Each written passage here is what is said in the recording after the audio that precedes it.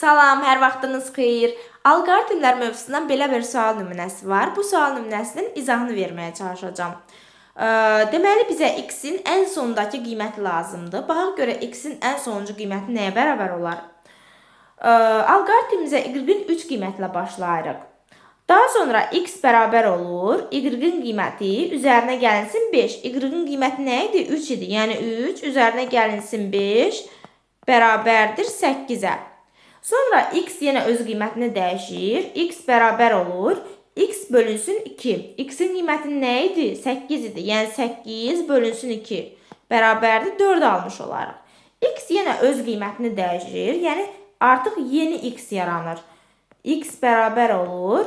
X üzərinə gəlsin 3. Bu hissədə artıq mənə x-in ən sonuncu qiyməti lazımdır. Yəni burada mən x-in 4 qiymətini nəzərə almalıyam. 8 qiyməti artıq mənim üçün maraqlı deyil. Ümumiyyətlə qüvvədə deyil 8 qiyməti. Yəni x-in ən sonuncu qiyməti nə oldu? 4 oldu. 4 üzərinə gəlinsin 3 bərabərdir 7-yə.